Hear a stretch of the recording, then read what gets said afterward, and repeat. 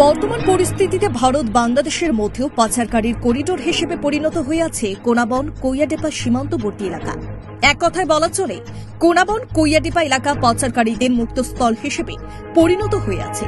বর্তমান সময়ে এই দুটি জায়গা দিয়ে বিশেষ করে চুরির বাইক, গবাদি পশু নিত্যদিন পাচার হচ্ছে।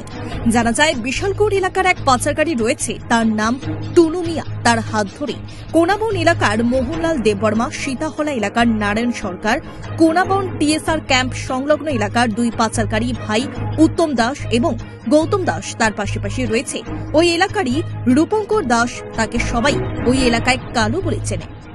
অপর একজন রয়েছেন মূল সাগরেত নারায়ণ সরকার, বাবার নাম অসিত সরকার। সবাই তার বাবাকে কারিগর হিসেবে ছিলেন। তাদের হাত ধরে সীমান্তের বিএসএফ এবং মধুপুর থানার পুলিশকে ম্যানেজ করে, এমনকি শাসক দলীয় একাংশ চুনোপুটি নেতাদের ম্যানেজ করে নিত্যদিন সীমান্তে তারকাটা বেড়া ডিঙ্গিয়ে ওই পারে বাংলাদেশ সীমান্তের ব্রাহ্মণবাড়িয়া জেলার কসবা উপজেলার বায়েক ইউনিয়ন বিএনপি সভাপতি নাজমুল হাসান, বাবার নাম আবুল হাসেন, তার কাছে পাঠাচ্ছে। তার অন্য সাগরে রয়েছে পারভেজ হাবিব, বাবার নাম সিদ্দিকুর রহমান, বাড়ি কসবা উপজেলা ব্রাহ্মণবাড়িয়া জেলার নয়নপুর এলাকায়। তিনিও আবার বাংলাদেশ বিএনপি দলের যুবনেতা বায়েক ইউনিয়নের। যদিও দীর্ঘদিন গর্তে ছিল, বর্তমান সময়ে প্রকাশ্যে বেরিয়ে চুরি, ছিনতাই, ডাকাতি, পাচার বাণিজ্যে লিপ্ত হয়ে পড়েছে।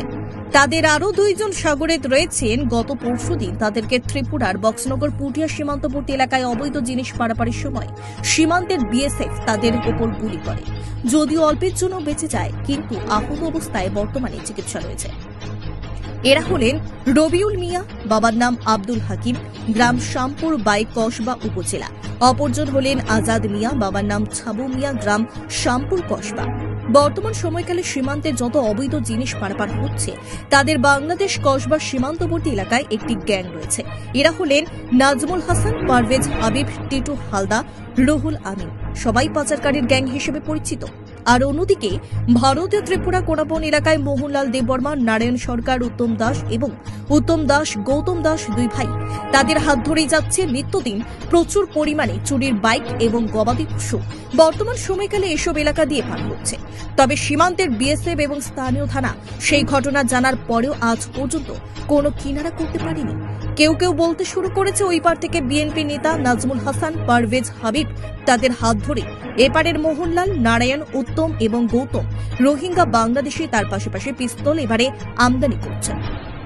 যেখানে কেন্দ্রীয় এবং রাজ্য সরকার বর্তমান পরিস্থিতির কথা মাথায় রেখে বাংলাদেশের সাথে প্রায় পুরোপুরি সম্পর্ক ছিন্ন করে দেওয়ার পথে।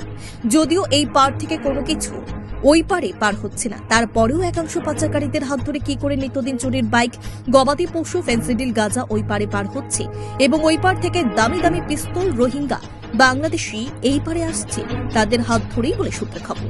তবে বলা বাহুল্য, ভারতীয় সীমান্তের এলাকার যারা এসব কাজে যুক্ত রয়েছে, তাদের হাত ধরে যে কোনো মুহূর্তে ওই পার থেকে সন্ত্রাসী কিংবা জামাতি ইসলামের সদস্যরা এই পারে প্রবেশ করতে পারে বলে স্থানীয় সূত্রে খবর। তবে ইতিমধ্যে তাদের বিরুদ্ধে অভিযোগ জেলা পুলিশ সুপারের নিকট জমা পড়েছে। এখন দেখার বিষয়, পুলিশ কবে নাগাদ তাদেরকে দেশদ্রোহী হিসেবে চিহ্নিত করে আইনের আওতায় তুলতে পারে। Bureau report, news Tripura 24।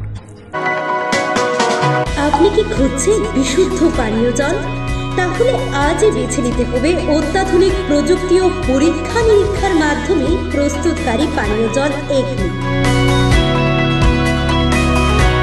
বিশুদ্ধ জলে সুস্থ জীবনের মূল চাকাঠি। Acme packaged drinking water.